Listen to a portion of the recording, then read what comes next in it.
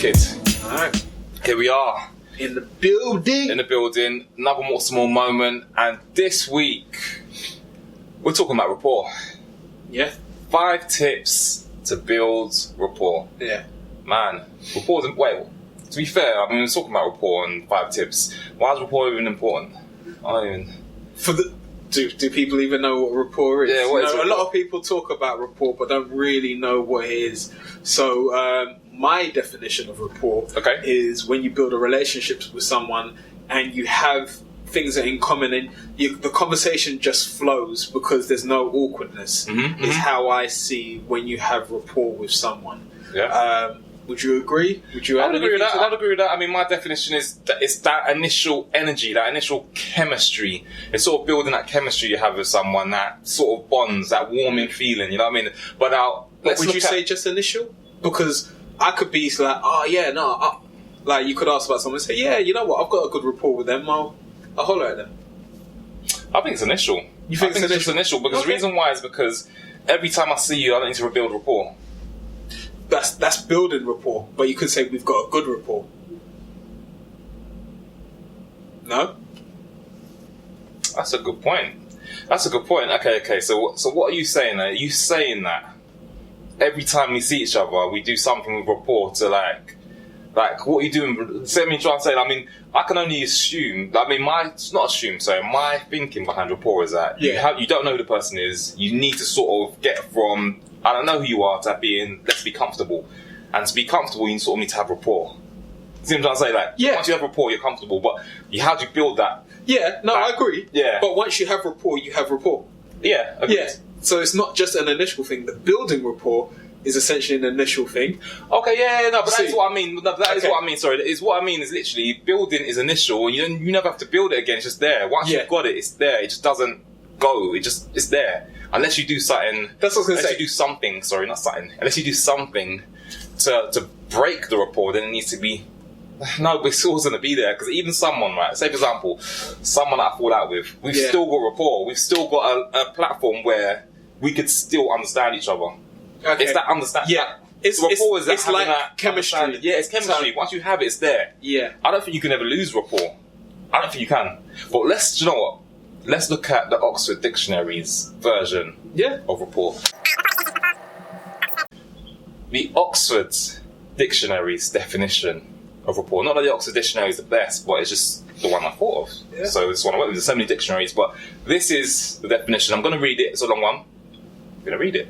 A close and harmonious relationship in which the people or groups concerned understand each other's feelings or ideas and communicate well. Do you know what? That was long. Okay. But I think it hits what we just said. Yeah. In another way, you know what I mean? We found another way of saying it. So it's not an initial. It is. As they said, harmonious. It's something that continues. Harmonious, yeah. Yeah, cool. Finding a way to there you go, rapport. So, 5 ways to build rapport. So what we're talking about is the initial rapport. So we're talking about, right? People you don't know. Mm-hmm. Well, maybe it's people you know. Maybe it's people you don't really have that relationship with, and you sort of want to sort of get to that next level. Maybe it's like your work colleagues or your boss, and you know them, but you don't really have in-depth conversation with them, but you want a better relationship. So you're like, you know what? How do I build that rapport with them? What do I do to get in their good books, or to just be more on a higher friendship level with them? Or maybe it's a girl at a party. That's different. It could be. Yeah. It's your rapport there. Yeah. You know what I mean? So, I know I mentioned chemistry earlier, but it's not necessarily chemistry. It can also just be a science. So, you can build rapport with somebody who you're not necessarily 100% in tune with, but you know that in terms of the relationship that you want to build, you have to do certain things. So, for example, when I used to work in sales... Okay. And I'm calling up CEOs, execs and all sorts, you want to be able to build rapport with them. So there's a certain way that you go about the conversation so that you can kind of get that sell and they remember you. You may have no interest in what you're actually selling and what they're doing, but you build that rapport and then it becomes like, okay, cool, they remember you. and you're more likely to get the sale. So there is a science to building a rapport, which is why we're doing this video. Because if there wasn't a science, there'd be no point saying, how can we give you 5 tips to build rapport? This is it. There's some people that naturally do this. Agreed. That's the thing. There's some people that naturally just have that thing that makes you build rapport, and they just naturally do it. They don't need to be told. Yeah. However, for those that need to be told, here we are. All right, tip number 1. Tip number 1. All right, so tip number 1. What's tip I would say tip number 1 should be know the person's name. Ha! I think, the easiest. Hey, the easiest. What's your name? Or to be fair, look, listen, I'm not being funny. I say know the person's name or use their name. So, say for example, by the way, are we doing this in order? It doesn't have to be in order. It doesn't have to be in order. No specific order. There's no specific order. So, say for example, because like for example, it may not be a complete stranger. It may be that work colleague that, like Senna said, you don't really talk to, but you know their name, so use their name. Hey Bob. Hey Sarah. Okay, cool. Let's go from there. But you know their name, or if it's someone new at the party, hey, I'm Josh. What's your name? Yeah. Boom. The quickest way to lose rapport is to call somebody the wrong name. Call them the wrong name, or even just be like say for example, the worst thing, right? Someone comes to a conversation, right? A third person comes. Oh yeah, so Dave, this is. Yeah. So what's your name again? Nah, don't do that. Don't do it. Listen, Dave, this is Sarah. Sarah, this is boom, easy. And if you are ever in that situation, just say, hey, I want to introduce you to Dave. Keep quiet. And don't pretend. And then let them be like, hi, I'm Bob. That's the quickest way to get out of that situation. You know what the problem is? The problem is that is usually, right? But there's so many times I've done that. And then the person that I know, the person's name I know, like, hey, meet Dave. Dave will look at me like, as if to say this person's name. I'll continue the conversation. I'm moving on swiftly. If you don't say your name, I'm moving on swiftly. Because what happens is, what generally happens, that's happened to me as well. They will look at you to be like, okay, cool, what's their name? And the person is looking at you as well, yeah, what's my name? And they're both looking at you and you're like... And then the person then looks away from you, knowing that you don't know, and says, oh, my name is da-da-da. I've seen that happen many times. Okay. When the person looks at you, say, oh, are you going to say my name? Oh, no, you're not. Okay, my name's... That's bad. It's never happened to me before. I'm not going to lie. There's been a number of times I've forgotten somebody's name, and I know their name, but in that instance, I've forgotten it, and so you just have to be smooth with it. You got to be listen, know the name, say it to them. Like, oh, right, you remember my name? You took time to remember my name. Yeah. Okay, cool, that's something. Okay, I'm going to take time to remember yours as well. So, number 1. Know the name. The name. Know their name or ask their name. Ask a name and say it. Say it back to them. And say it as many times as possible in that conversation. Make them feel comfortable. Yeah. You said say it as much as possible. No. Let me caveat that. When I say it as much as possible, I mean like a maximum of like 5 times in the conversation, which isn't as much as possible. Because you don't want to be that guy who's like, oh, he keeps saying my name. The guy, you don't want to get that nickname, the guy who says my name. I don't know. It's, So Paul, as you were saying again, Paul. So Paul, what about this? And Paul, what about that? And Paul, so on the weekend, oh my God. That's a lot. But you want them to remember or to know that you know their name. Yeah, and once or twice. I mean, once or twice is alright. Yeah. Okay, so I'm going to completely change what I said. A maximum of 5 times, but at least a few times in the conversation. Because I know there's a number of times, again, I've been introduced to somebody, I'm talking to them, and halfway through the conversation, I've completely forgotten their name. Yeah. But they don't necessarily realise it. And again, it goes back to the fragrance conversation. Okay. People don't realise when you've forgotten, but they realise when you remember. Like you said about the fragrance. If you're not wearing it, people don't realise, but when you're wearing it, people do. It's a nice touch. I like that. So see? Yeah. If you haven't seen that video, click back and watch it. Listen, I'm not even sure about this combo I've got on today. I mean, I'm wearing all blue. I've got like blue shirt, a blue tie, blue pocket square. I'm not sure if it really works. That was random. It is random. I was just looking at myself. I'm just thinking whether I should change this tie. Okay, yes, I'm just going to do that. Yeah. I don't know. What do you reckon? Bit of red? I prefer the red. Yeah. It's that pop of colour. I think it just pops a bit more. It was a bit too blue before, but yeah. Anyway, let me not hold up the video for too much longer than that. Point number 2. Cool. Point number 2 is ask questions. So, relevant questions. Yeah, relevant questions that they'll be interested in, interested in, and B, that you're actually going to...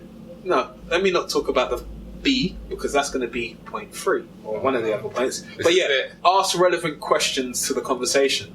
Things that, you're both going to actually be engaged in. Yeah, I agree with that. Relevant questions. I mean, what's your interest in then, Dave? Yeah. What are you interested in, Bill? Yeah, who brought you here today? How do you know the person hosting the party? How often do you ride the Northern Line? Yeah, this is it. Yeah. Boom. If you're on the Northern Line talking to somebody, that is. Exactly. And that's point number 2.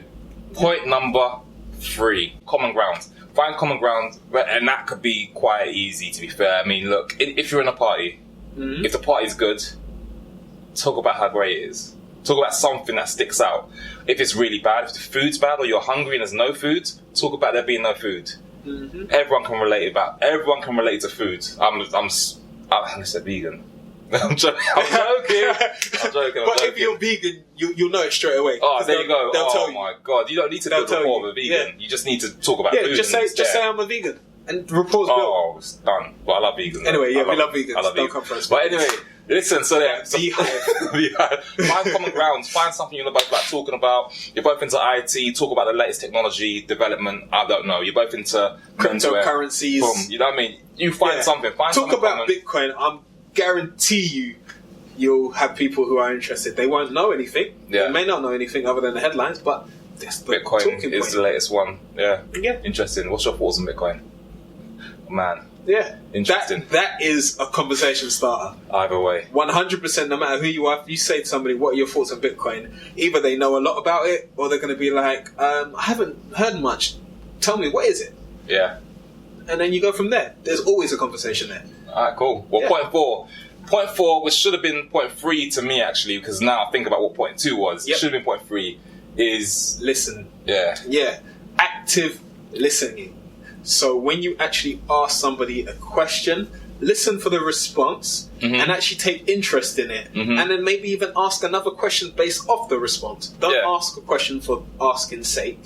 Actually have a purpose for the question and have a talking point behind it. Dialogue. So Senna, what did you do this weekend? Yeah, so this weekend I did work, I sat on my PC, I researched cryptocurrencies. Oh wow, so what did you find out about cryptocurrencies? Yeah, so I found out that there's a hell of a lot of money in there. Oh damn. And there's a lot of people losing money too. Interesting. Yeah, cool. Glad that's not See? me. Active listening. Active listening. Yeah. By the way, point number 5. Point number 5. Eye contact. Boom. Make it. Boom. Yeah, listen, look, I'm not talking about staring in someone's eyes. We've said this before on other videos. Not about staring, but just make eye contact. Occasional. Hey, how's it going? That's if you're in person, because you can build rapport over the telephone. Ooh, that's a good point. Yes. That's if a you're good point. in person, 100% eye contact. Eye contact. Don't be looking at the floor. Don't be looking at your phone. Don't be looking at the girl over his shoulder. Eye contact. Well, you can look over the... I don't know, but... I don't do that. I don't do it either. Obviously, you can. Yeah. You know what I mean? But anyway, look, either way, eye contact is important. And that wraps it up. 5 tips for building rapport quickly. Yeah. Now, don't get me wrong. There's probably a lot more other tips that some of you guys can give. In fact, give them to us. If you know any more little hacks for building rapport, put them in the comments. But these are our top 5 basic tips for building rapport. Definitely, and one thing to bear in mind is it takes two to build rapport. Oh, massively. Right? So if the person's closed off and they're not really interested in building rapport with you, then it's just not. None of these tips are going to work. It's going to be like, do you know what? It's going to be like talking to a brick wall. I've got to actually add to point 2 or 3? Which asking one? questions. Point 2. Point 2. Ask open questions. Ooh. Don't ask them, how are you today? Fine. That's a response. Did you take the tube here? Yes. See, this is the thing, though. I get that. I do get that. And I remember because from my sales training, I was always told never ask closed questions because it just deads the conversation. I understand that in a sales context because whenever I was going to do sales, like, it's so weird. The people I was selling to always wanted to make it difficult for me. Like, they wanted to say, yes, no, sorry, no, so what? No. They're always throwing up objections, always blocking you off. But I feel like if you're talking to someone in real life, Like me and you, if I asked you, did you catch a tube today? Very rarely you're going to say to me, no, and just stay quiet. Agree. You see what I'm saying? It's very rare, unless you don't want to chat to me. No, I agree. Yeah, I agree with you. Yeah. But I think in order for the rapport to kind of build, asking closed questions are the easy questions to ask. It's questions that you haven't really thought about. Whereas an open question, it's like you're actually trying to have some sort of dialogue with them. So that's where I'm taking it from. It sells, yeah. Yeah, because open questions are leading. So it leads the conversation. Say no more. Yeah. So It's what it is. Alright, so there you have it. That's this week's Morts More Moment. I hope you've taken the 5 tips. Keep all of them. Take the good bits. Throw away the rest.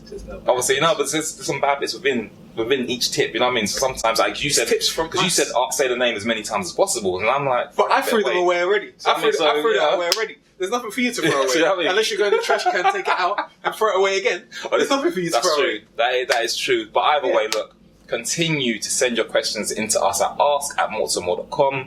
Continue to like, subscribe, comment, and share your videos. Share it. We appreciate every single action you take, and continue to interact with us on the several social media streams from Facebook, Instagram, LinkedIn, Twitter, and YouTube. It's just been a great journey. I think I did, but it's all good because I only needed 5. But either way, cool. It's been a great experience with you guys. Yeah. See you next week. Next week. See you next time, guys. Yeah, see you in the next video. All right, cool.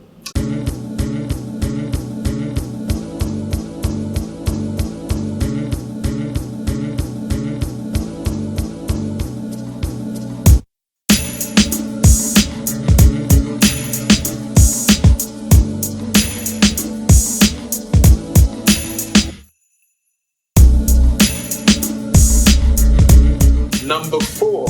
Yes. Number 4 is... I'm going to let you do that one. Okay. Actually, I don't know. I can't remember what you said. Let me find it. Unless you find it first. I wasn't looking. Why do you still look in the Oxford Dictionary? There's so many dictionaries now.